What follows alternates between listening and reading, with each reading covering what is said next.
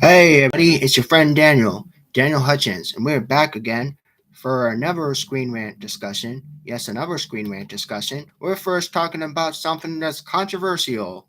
Yes, something with controversy. Controversy, you know me, it's controversy. You know me, it's controversy. You know, Batman and Superman are too dumb to launch the greatest team up attack. Okay, controversy. Yes, controversy. Yeah. Batman and Superman too dumb to launch the greatest team up. Okay, yes, if that's controversy, then yes, it's controversy. Because controversy, you know me, it's controversy. Whoop, whoop, it's controversy. Whoop, whoop, it's controversy. Whoop, whoop. Okay, so that's the thing. Okay, Batman, Superman enemies would be far easier to defeat than DC superheroes simply switch the villain in the city, but they never would. 8 minutes ago. Okay, spoilers for Batman Superman World Finest. Okay, that's what we're talking about again. Two of the greatest heroes of the universe, DC Universe, Batman and Superman, have reputations to tackle nearly every threat. Almost every threat. Almost every threat. Should say almost. Now, but their greatest technique is seldom used. The world's finest. And term that's been argued before. The world's finest. The heroes frequently teamed up from history with different tactic, power, and worldview perceptions over their victories. But in Batman Superman World's Finest, the dynamic duo, hey, that's a Batman Robin thing, not a Batman Superman thing. But okay, I'll argue about that later. But for all those fans are correct, they should swap the cities and their villain.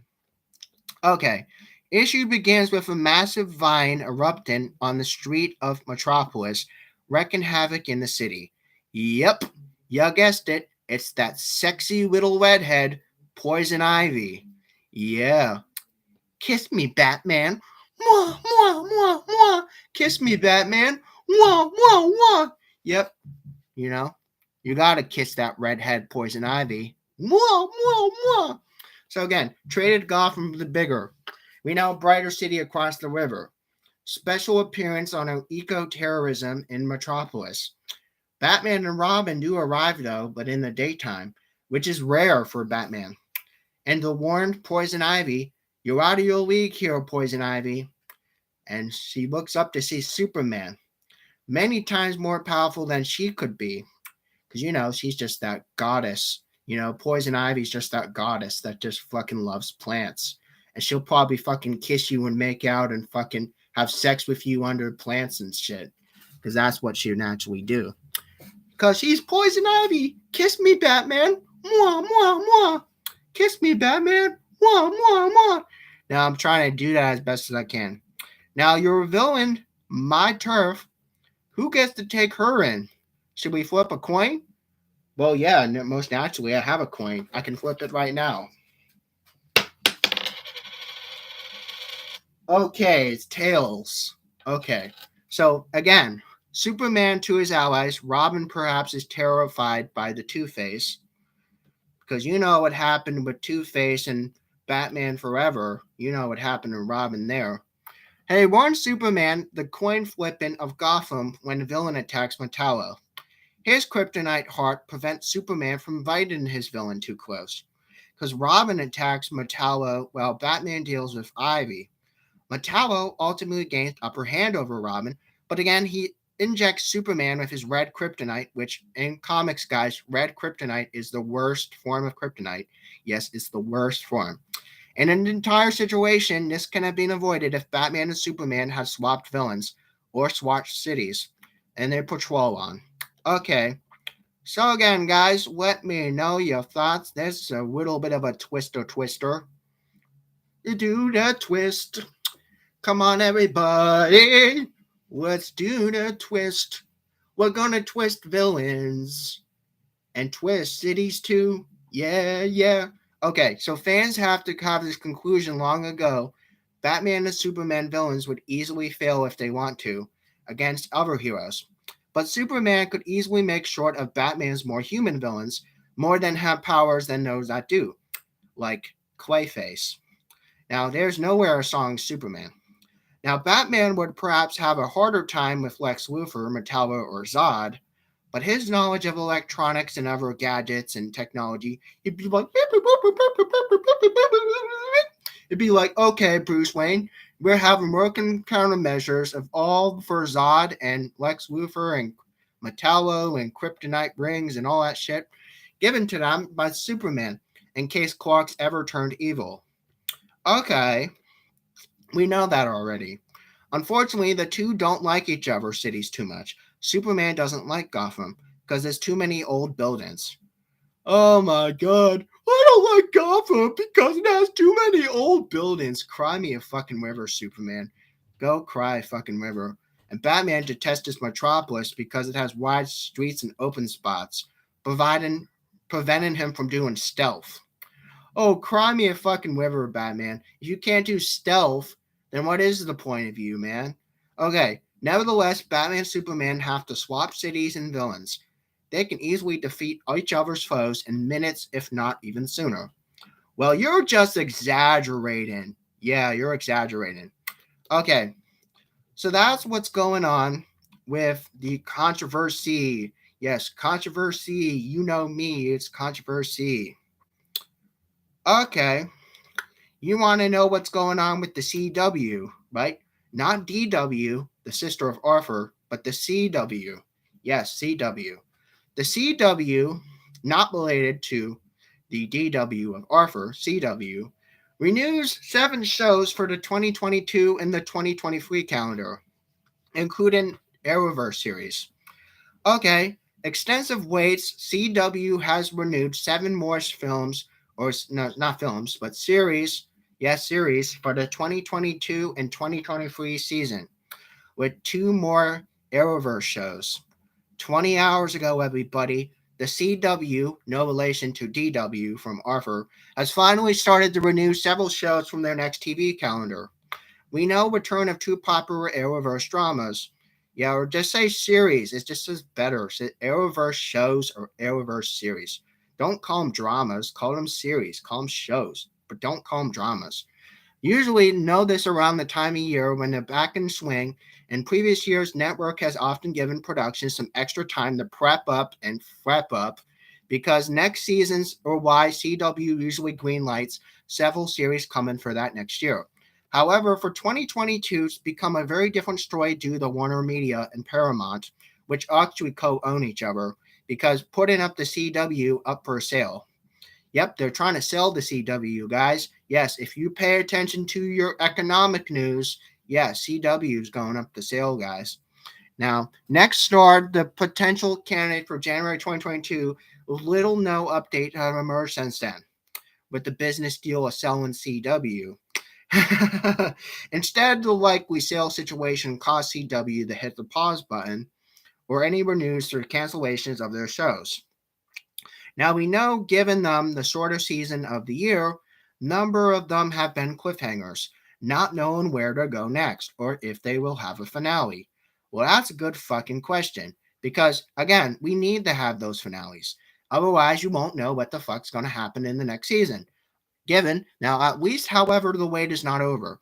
Now we know, at least for 7 of the CW shows, the network announced today by Variety, which is a news site, All American Season 5, Riverdale Season 7, Kung Fu Season 3, Nancy Drew Season 4, and Walker Season 3 have been picked up for another year. But they're not even fucking related to DC. So, fuck them. We're not talking about them that much. But in addition to that, we already know Flash Season 9 is coming, and Superman Lois has confirmed for Season 3. Arrowverse shows, other Arrowverse shows will come later. We don't know when later, but they said later. So we don't know. It could be any time, I guess. So shows are currently in waiting to hear the Batwoman, The Legends of Tomorrow, Naomi, Legacies, All American, Homecoming Charm, Roswell, NM 4400, Dark, Stargirl, and again, Stargirl is going to have a season 3, yes, and Dark, season 4, Roswell, NM, season 4, again, those aren't any freaking related. And again, we have to wait even longer for Gotham Knights to even pick up as well. Even though Gotham Knights, I think I mentioned a little about them. If you want me to talk more about them, let me know in the comments. Otherwise, I just skip over it. but the multiple renewals are likely to have huge relief to their fans. Understanding how the CW sale does raise questions. The big mystery is, where is the Flash going after season 9? That's the really big question. So CW did not specify where the Arrowverse will go. Again, CW has had to upfront this battle in May with other series and their fate. And the day we know comes down to down, we know Grant Gustin has to renew his contract for more Flash if he has to have a season 10. Because Flash, he's going to have 10 seasons just like Tom Welling did when he was back doing his Smallville. Because Smallville had 10 seasons, so surely Flash will have 10 seasons. And that'll be like one of the only rare occasions where you'll have a CW show or something of the sort hit 10 seasons. And that will be fucking nice. If you have 10 seasons of Flash, just like 10 seasons of Smallville, hey, that's fucking good. Because Grant Gustin is actually fucking likable. He is a fucking great actor on TV and as great as Flash. I'm sorry to say it, Ezra. I'm sorry, Ezra, but you're not a good Flash. Grant is better. Okay, you can argue about that if you want. Okay, so again, let me know your thoughts. Again, this is just another discussion I want to talk about regarding with the sales and renewals of shows in the 2022 and 23 calendar of DCW and Arrowverse in general. Again, let me know your thoughts if you want me to talk more about Gotham Knights in the future. If you want me to talk more about Gotham Knights in the future, let me know in the comment box below. Again, I'm only going to talk about it if you guys mention it. Otherwise, I'll come up with a surprise talk, and then I'll talk to you about that. But again, guys, that's what's going on with CW and what's going on with Dumb. I'm really, really hoping, fingers fucking crossed, that Grant Gustin gets 10 seasons, just like Tom Welling did, even though his Superman technically sucked, and he didn't even wear his fucking suit. Which, like, what the fuck? Okay, so we're gonna keep going. Yes, we're gonna keep going. Because most naturally, we have to keep going. We have to keep going. Yes, we have to keep going. Okay, you want to know what's going on with Panaka? I tell you what's going on with Panaka. You probably remember Panaka from the 1999 Star Wars movie The Phantom Menace. Panaka has later betrayed Padme, and he almost did the same for Leia. Wow, he's a fucking asshole, Panaka. Fuck him. But okay, more controversy. Controversy, you know me, it's controversy. Woo, woo, it's controversy. Woo, woo. Okay, now we're talking about 1999 Star Wars Phantom Menace Panaka. He later betrayed Padme, and he almost did with Leia. Okay, well, he really is an asshole. Okay, Panaka from Phantom Menace 1999 Star Wars has harbored militaristic views and has outwardly supported Palpatine, although he foreshadows his betrayal as he's served again when he served in for the Naboo. Naboo. Naboo. Yes, Gungans and droids. Naboo. Yep. The Battle of Naboo, one of the fucking funniest battles of all Star Wars history. Now Padme Amidala, otherwise known as Princess Padme, has headed the security to most trusted Inner Circle members from the Phantom Menace. Now we know Panaka was a key figure and a general with militaristic values. Although he was a once loyal soldier to betray the Queen later, again, he subsequently knew and doing the same to her own daughter, Leia Organa. Yeah, fuck him. He's a fucking traitor. Again, despite moving against her directly, Panaka ultimately undermined his cause of his freedom that Padme Amidala's fought for in life. Okay, so Captain Panaka is a really big asshole who was in the Naboo Royal Security Forces. He harbors strong, unwavering opinion and has not really been valued as well. He's contradictory to be held by Queen Amidala and has defied orders and vocabulary. He's disagreed upon the methods of Qui-Gon and Obi-Wan. Well, fuck you. How the fuck can you disagree with the method of Qui-Gon and Obi-Wan? You really are a fucking asshole, man. Panaka, fuck him. Again, heads of security shows he's kind of less than joyful. He's less than joyful. He's actually an asshole. He's on the screen in The Phantom Menace 1999, the Padme, and then again he betrayed her to go over the Palpatine.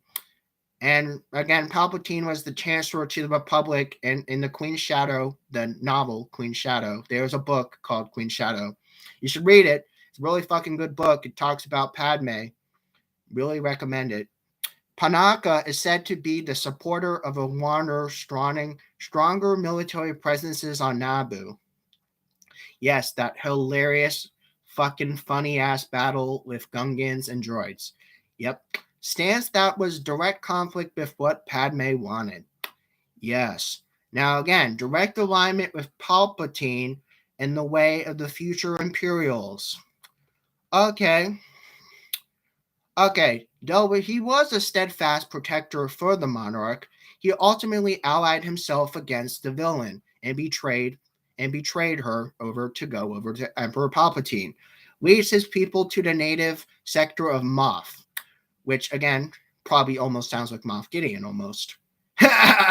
Again, which includes the Naboo system. Now in Star Wars Legends, Panaka became a very thing of a person he once protected against.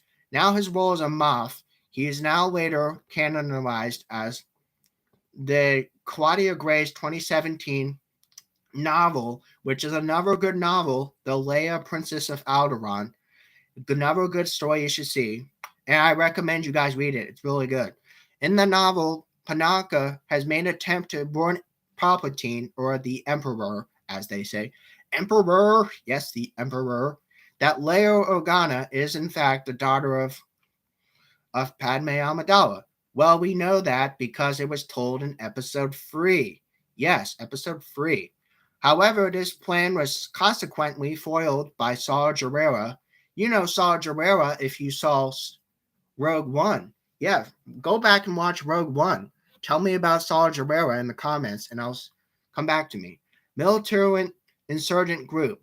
The partisans were then killed Panaka by planting a bomb in a chalet in the planet Oanum, where he's from naturally. Although Mason Maddox sagas support his materials, were not really, many hints were dropped along his way that Panaka, his allegiance lies, and why he betrayed Padme and almost betrayed Leia as well. Wow, fucking asshole. Now, Panaka's support in now to the Emperor, Palpatine, of course, the only Emperor. Emperor, yes, the Emperor. Emperor has endured to the rise of the Galactic Empire, riding on his heels of Padme's funeral. In a twisted irony, his loyalty to the self-proclaimed ruler, we know Governor Naboo, has retired to that position. So basically, Panaka was basically an asshole who basically traded in his loyalty from Padme over to Emperor, and fucking was an asshole, you know. His very sector of Naboo where he resided. Now, Saw Gerrera, his connection, because he's from Rogue One, his extreme method to plant a bomb in the... We already talked about that. Okay. So again, Leia's identity to the Emperor Palpatine would have changed the entire trajectory to the Rebel Alliance. Again, Panakas appear to be very, very self-centered and a really big asshole in the Star Wars Phantom Menace. His militaristic approaches are very flawed and very, very stupid. Therefore, his allegiance now to Palpatine surely picked up on him, and future Emperor has looked to the Moff to rule over the native peaceful planets of Naboo. Although Star Wars canon and Star Wars legends have confirmed this, Palpatine influenced many characters, but Panaka was his choice to betray the very person he swore to protect, and almost did the same to the daughter. Now, again, Panaka did functions a tragic reminder of how Empire has enabled most minor characters like himself. The fucking Panaka, fucking Captain Panaka is a fucking asshole. Just remember, Captain Panaka, he's a fucking asshole. He did horrible things and he ripples the effects of the great story we know in Star Wars. Again, Rogue Squadron movie is going to be the next Star Wars movie. It's going to be directed by, I think, the Wonder Woman director, I think, is doing it. Rogue Squadron 2023 is going to come out in Christmas 2023, most naturally, because that's when that director is going to, whoever that director I told you a reference to, is going to be writing that for Disney then, and when that time comes. But okay, guys, that's what's going on with Star Wars. Yes, that's what's going on with Star Wars. Why you should not like Panaka, because Panaka is really a fucking asshole, yo. He is the fucking asshole who fucking betrayed Padme and went over to the dark side. Yes, he went to the dark side. Yeah. Oh man. So I just figured I'd clear you guys up on that. So yeah. If you ever go back and watch 1999 Phantom Menace, pay really close attention to Panaka. He really is a really shady person. He's a really shady person who ended up trading in his colors, and basically went over to the dark side. And basically has served now his new allegiance to the very end of his death with the Emperor. Yeah, I think he pretty much also carried in Order 66, probably also, as well. But that's probably also told in Star Wars Canon's Legend as well. Again, guys, let me know your thoughts. You have a wonderful day. I'll see you in the next one, and I'll see you on the next one. Bye.